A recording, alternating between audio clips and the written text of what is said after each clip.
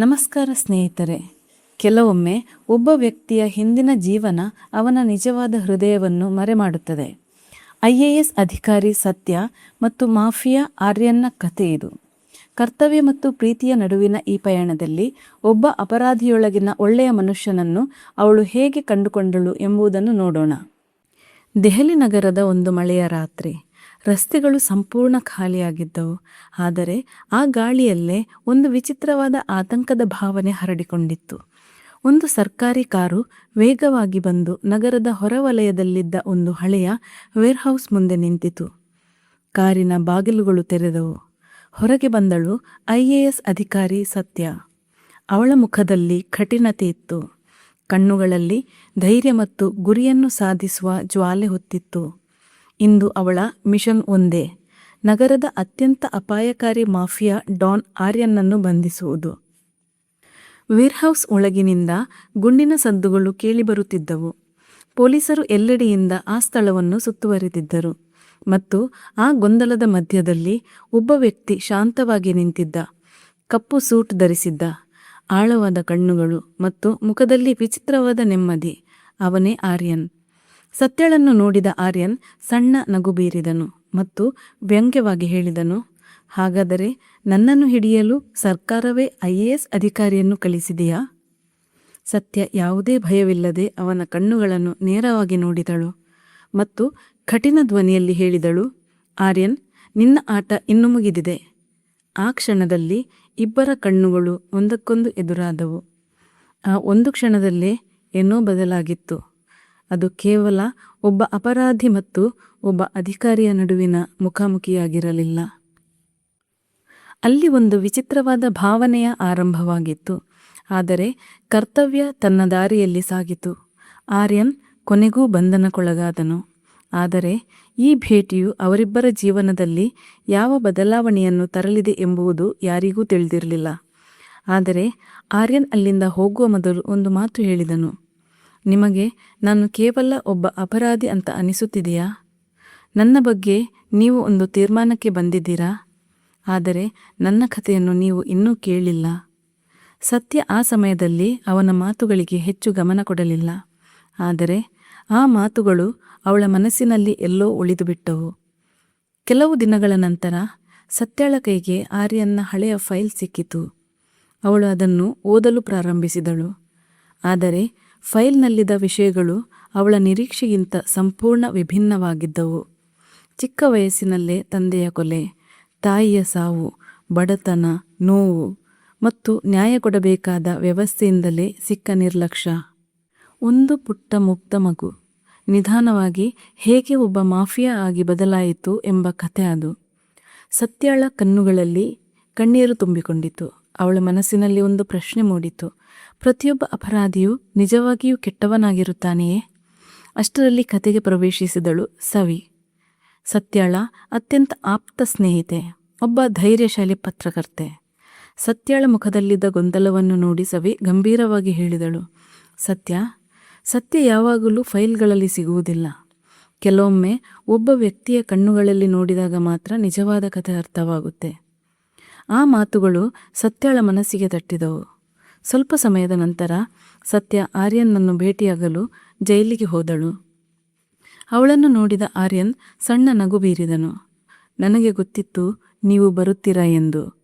ಸತ್ಯ ಶಾಂತವಾಗಿ ಹೇಳಿದಳು, ನನಗೆ ಸತ್ಯ ತಿಳಿಯಬೇಕು ಆರ್ಯನ್. ಆ ಕ್ಷಣದಲ್ಲಿ ಆರ್ಯನ್ ತನ್ನ ಜೀವನದ ಸಂಪೂರ್ಣ ಕಥೆಯನ್ನು ಹೇಳಲು ಪ್ರಾರಂಭಿಸಿದನು. ಅವನ ಧ್ವನಿಯಲ್ಲಿ ನೋವು ಇತ್ತು, ಕೋಪ ಇತ್ತು ಮತ್ತು ಎಲ್ಲೋ ಒಂದು ಮೂಲೆಯಲ್ಲಿ ಮುಗಿಯದ ನೋವಿನ ಖಾಲಿತನವೂ ಇತ್ತು. ಆ ದಿನ ಮೊದಲ ಬಾರಿಗೆ ಸತ್ಯಾಳಿಗೆ ಅವನಲ್ಲಿ ಒಬ್ಬ ಅಪರಾಧಿ ಕಾಣಿಸಲಿಲ್ಲ.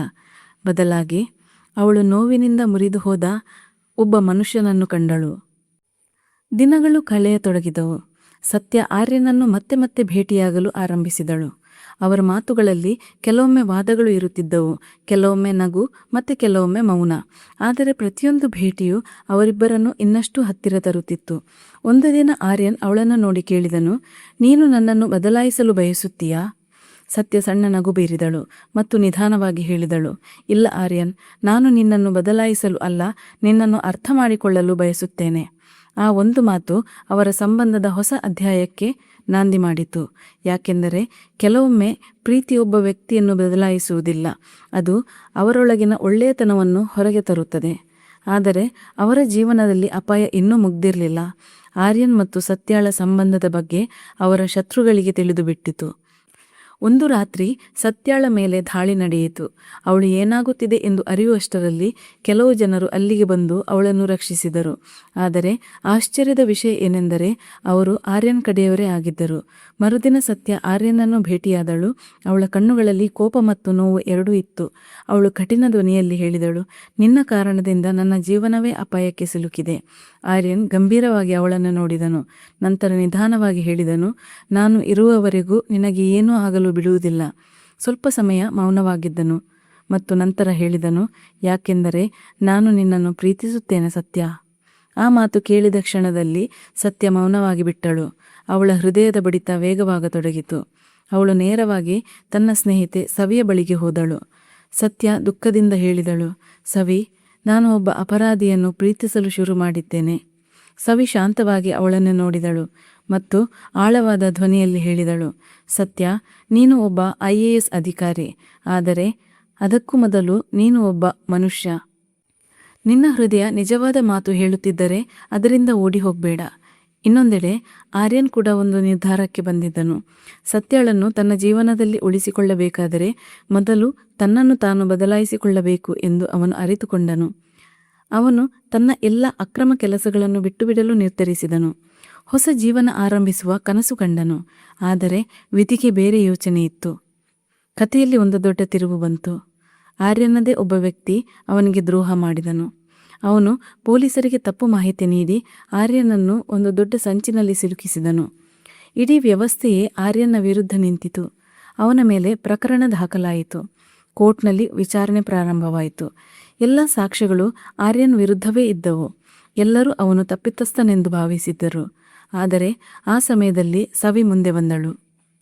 ಕೋರ್ಟ್ನಲ್ಲಿ ನಿಂತು ಅವಳು ಹೇಳಿದಳು, ಯುವರ್ ಆನರ್, ಪ್ರತಿಯೊಬ್ಬ ಅಪರಾಧಿಯು ಹುಟ್ಟಿನಿಂದಲೇ ಅಪರಾಧಿಯಾಗಿರುವುದಿಲ್ಲ.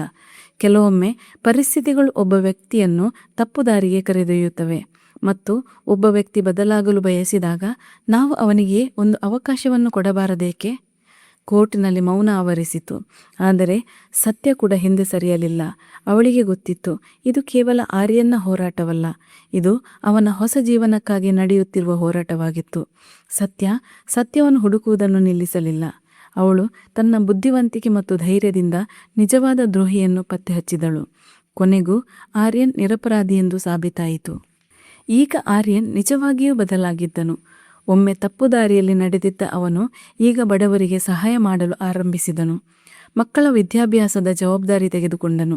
ತನ್ನ ಹಳೆಯ ಜೀವನವನ್ನು ಸಂಪೂರ್ಣವಾಗಿ ಬಿಟ್ಟು ಹೊಸ ಮನುಷ್ಯನಾಗಲು ಪ್ರಯತ್ನಿಸಿದನು. ಆದರೆ ಸಮಾಜ ಮಾತ್ರ ಅವನನ್ನು ಒಪ್ಪಿಕೊಳ್ಳಲು ಸಿದ್ಧವಾಗಿರಲಿಲ್ಲ. ಒಬ್ಬ IAS ಅಧಿಕಾರಿ ಮತ್ತು ಒಬ್ಬ ಮಾಜಿ ಮಾಫಿಯಾ ವ್ಯಕ್ತಿಯ ಸಂಬಂಧವನ್ನು ಜನರು ತಪ್ಪಾಗಿ ನೋಡಿದರು. ಅವರ ಪ್ರೀತಿಯ ಬಗ್ಗೆ ಜನರು ಪ್ರಶ್ನೆಗಳನ್ನು ಎತ್ತಿದರು. ಒಂದು ದಿನ ಮಳೆಯಾಗುತ್ತಿದ್ದ ಒಂದು ಸಂಜೆ ಸತ್ಯ ಒಂದು ಕಠಿಣ ನಿರ್ಧಾರ ತೆಗೆದುಕೊಂಡಳು. ಅವಳು ಆರ್ಯನಿಂದ ದೂರವಾಗಬೇಕು ಎಂದು ತೀರ್ಮಾನಿಸಿದಳು. ಕಣ್ಣೀರಿನಿಂದ ಅವಳು ಹೇಳಿದಳು, ಬಹುಶಃ ನಾವು ದೂರವಾಗಿರುವುದೇ ಒಳ್ಳೆಯದು. ಮತ್ತು ಅವಳು ಅಲ್ಲಿಂದ ಹೊರಡಲು ಪ್ರಾರಂಭಿಸಿದಳು. ಆದರೆ ಅಷ್ಟರಲ್ಲಿ ಹಿಂದಿನಿಂದ ಸವಿಯ ಧ್ವನಿ ಕೇಳಿಸಿತು, ಸತ್ಯ, ನಿಲ್ಲು. ನೀನು ಪ್ರೀತಿಯಿಂದ ಓಡುತ್ತಿಲ್ಲ, ನೀನು ಭಯದಿಂದ ಓಡುತ್ತಿದ್ದೀಯಾ. ಆ ಮಾತುಗಳು ಸತ್ಯಾಳ ಹೆಜ್ಜೆಗಳನ್ನು ನಿಲ್ಲಿಸಿದವು. ಅವಳು ನಿಧಾನವಾಗಿ ತಿರುಗಿ ನೋಡಿದಳು. ಸವಿ ಮುಂದುವರಿಸಿದಳು, ಪ್ರೀತಿ ಸಿಕ್ಕಾಗ ಅದನ್ನು ಕಳೆದುಕೊಳ್ಳುವ ಭಯದಿಂದ ದೂರ ಹೋಗಬೇಡ. ನಂತರ ಸವಿ ಆರ್ಯನ್ ಬಳಿಗೆ ಹೋದಳು ಮತ್ತು ಹೇಳಿದ್ಲು, ನಿಜವಾದ ಹೀರೋ ಆಗಬೇಕಾದ್ರೆ ಇಂದು ಓಡಿ ಹೋಗಬಾರ್ದು. ಇಂದು ಅವಳಿಗಾಗಿ ಹೋರಾಡಿ ನೋಡು. ಆರ್ಯನ ಕಣ್ಣುಗಳಲ್ಲಿ ಭಾವನೆ ತುಂಬಿಕೊಂಡಿತು. ಅವನು ತಕ್ಷಣ ಸತ್ಯಾಳ ಕಡೆ ಓಡಿದನು. ಅದೇ ಸಮಯದಲ್ಲಿ ಸತ್ಯ ಕೂಡ ಅವನ ಕಡೆ ಓಡಿ ಬಂದಳು. ಮಳೆಯ ನಡುವೆ ಅವರ ಕಣ್ಣೀರಿನ ಜೊತೆ ನಗು ಕೂಡ ಬೆರೆತು ಹೋಯಿತು. ಸತ್ಯ ಅಳುತ್ತಾ ಹೇಳಿದ್ಲು, ನಾನು ನೀನಿಲ್ಲದೆ ಬದುಕಲು ಸಾಧ್ಯವಿಲ್ಲ ಆರ್ಯನ್. ಆರ್ಯನ್ ಅವಳ ಕೈ ಹಿಡಿದು ಹೇಳಿದನು, ಮತ್ತು ನಾನು ಕೂಡ ನೀನಿಲ್ಲದೆ ಬದುಕಲು ಸಾಧ್ಯವಿಲ್ಲ ಸತ್ಯ. ಇಬ್ಬರು ಒಬ್ಬರನ್ನೊಬ್ಬರು ಅಪ್ಪಿಕೊಂಡರು. ಅವರ ಪ್ರೀತಿಗೆ ಸಾಕ್ಷಿಯಾಗಿ ಆ ಮಳೆ ಸುರಿಯುತ್ತಿತ್ತು. ಸ್ವಲ್ಪ ದೂರದಲ್ಲಿ ನಿಂತಿದ್ದ ಸವಿ ಸಣ್ಣ ನಗು ಬೀರಿದಳು. ಅವಳ ಮನಸ್ಸಿನಲ್ಲಿ ಒಂದು ಸತ್ಯ ಇತ್ತು. ಕೆಲವೊಮ್ಮೆ ಕಾನೂನು ಮತ್ತು ಪ್ರೀತಿಯ ನಡುವೆ ಹೋರಾಟ ನಡೆಯಬಹುದು, ಆದರೆ ಕೊನೆಯಲ್ಲಿ ಗೆಲ್ಲುವುದು ನಿಜವಾದ ಹೃದಯದಿಂದ ಬಂದ ಭಾವನೆ. ಈ ಕಥೆ ನಮಗೆ ಒಂದು ಸುಂದರವಾದ ಸಂದೇಶ ನೀಡುತ್ತೆ. ಮನುಷ್ಯನನ್ನು ಅವನ ಭೂತಕಾಲದಿಂದ ಮಾತ್ರ ಅಳೆಯಬಾರದು. ನಿಜವಾದ ಪ್ರೀತಿ, ನಂಬಿಕೆ ಮತ್ತು ಒಳ್ಳೆಯ ಮನಸ್ಸು ಒಬ್ಬ ವ್ಯಕ್ತಿಯ ಜೀವನವನ್ನು ಬದಲಾಯಿಸಬಹುದು. ಸತ್ಯ ಮತ್ತು ಆರ್ಯನ್ ಅವರ ಕಥೆ ಪ್ರೀತಿ ಮತ್ತು ಬದಲಾವಣೆಯ ಅದ್ಭುತ ಉದಾಹರಣೆಯಾಗಿದೆ. ಈ ಕಥೆ ಇಷ್ಟವಾದಲ್ಲಿ ಒಂದು ಲೈಕ್ ಕೊಡಿ ಹಾಗೂ ಕಾಮೆಂಟ್ ಬಾಕ್ಸ್ನಲ್ಲಿ ನಿಮ್ಮ ಅನಿಸಿಕೆ ನಮಗೆ ತಪ್ಪದೆ ತಿಳಿಸಿ. ನಾಳೆ ಮತ್ತೊಂದು ಕಥೆಯೊಂದಿಗೆ ನಿಮ್ಮ ಮುಂದೆ ಬರುವೆವು. ಧನ್ಯವಾದಗಳು.